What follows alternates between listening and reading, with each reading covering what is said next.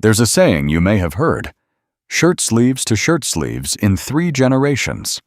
The Scots say, the father buys, the son builds, the grandchild sells, and his son begs. The Chinese say it. The Japanese say it. Nearly every culture on Earth has a version of this warning, because nearly every culture has watched it happen. The statistics back it up. Studies suggest that roughly 70% of wealthy families lose their fortune by the 2nd generation. By the 3rd, 90% of the wealth is gone, and yet, there are families that don't follow that pattern. Families whose names have been attached to wealth not for decades, but for centuries. The Rockefellers, the Rothschilds, the Vanderbilts, the Mellons, the DuPonts. You know the names. What do they know that everyone else doesn't? That's what we're exploring today. Not how to get rich, but how certain families stay rich. Across generations, through recessions, wars, political upheaval, and changing economies. What are the structures, the strategies, and the mindsets they use? Here's the first thing to understand. The foundation of almost every wealthy family's strategy is the trust. A trust is a legal arrangement where assets are held by one party, the trustee, for the benefit of another, the beneficiaries. Simple in concept, enormously powerful in practice. Old money families don't use ordinary trusts. They use dynasty trusts, structures explicitly designed to hold assets for 100, 200, sometimes 500 years, depending on the jurisdiction. The trust owns the assets, not any individual family member.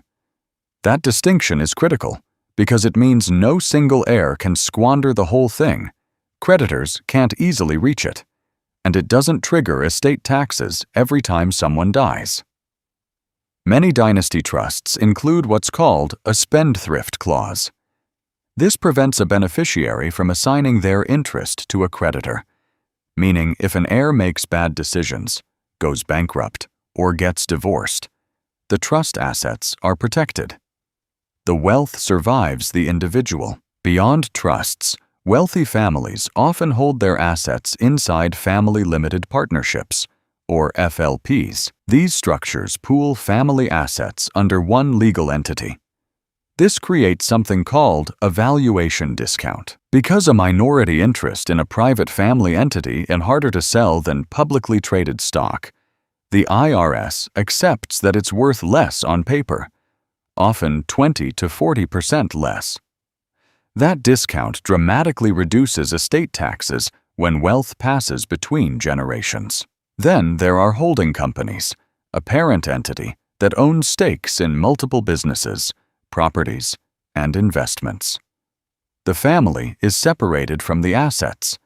Management is separated from ownership. No single event can wipe out everything. This architecture, trusts, partnerships, holding companies, is not glamorous. It doesn't make headlines, but it is the skeleton of every old money dynasty. Without it, even the wisest investments and the most disciplined heirs can't hold wealth together across generations.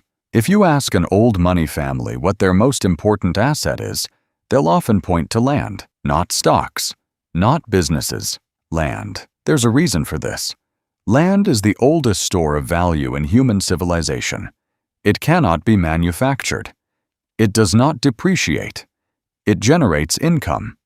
And held inside the right trust structure, it can pass between generations without triggering a tax bill. The classic old money asset is the family estate, a large property, often illiquid by design, that no one heir can sell without the consent of the others. Its illiquidity is a feature, not a bug.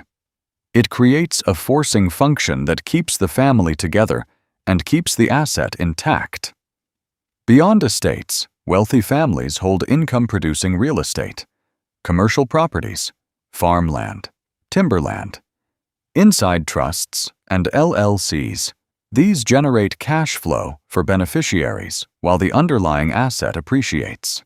When they do sell a property and reinvest in another, they use what's called a 1031 exchange.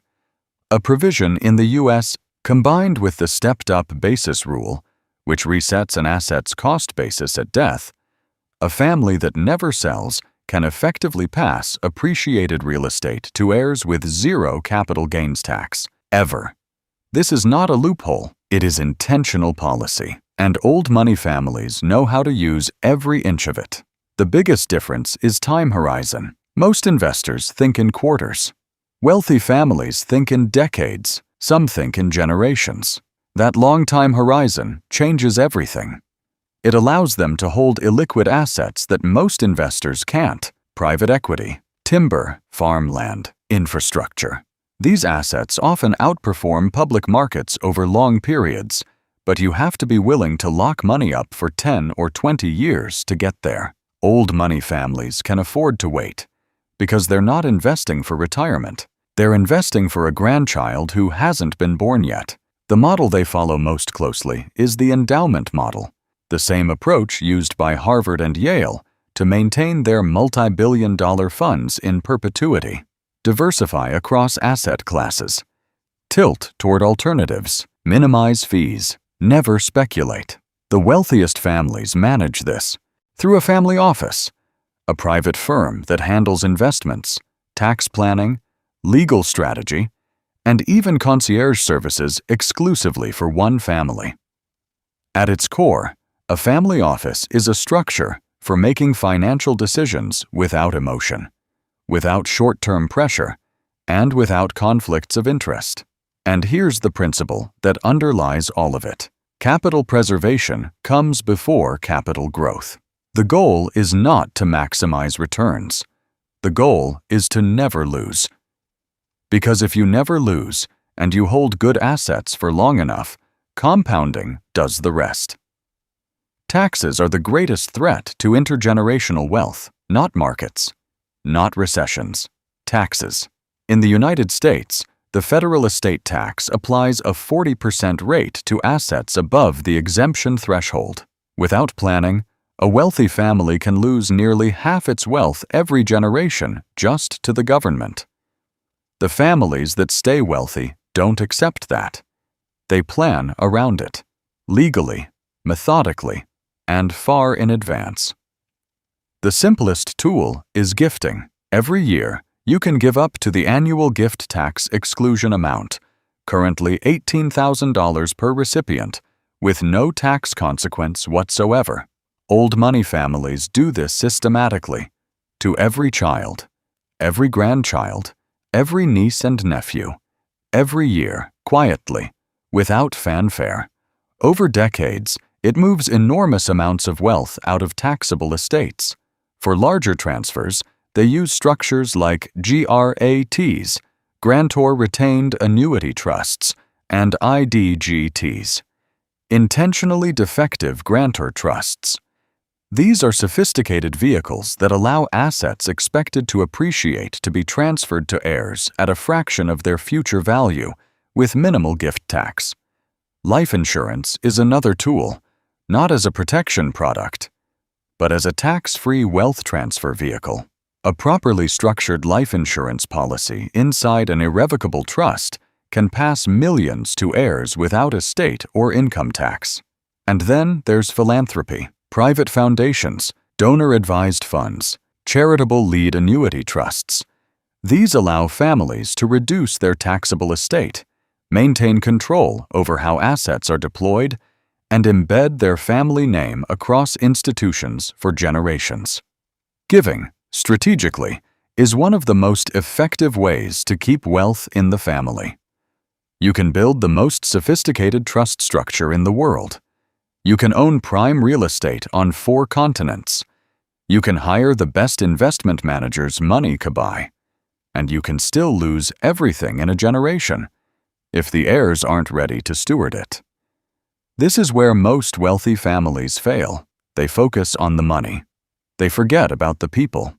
Old money families understand that human capital is their most important asset. Financial literacy is not something you learn at school for these families. It is part of the family culture from childhood.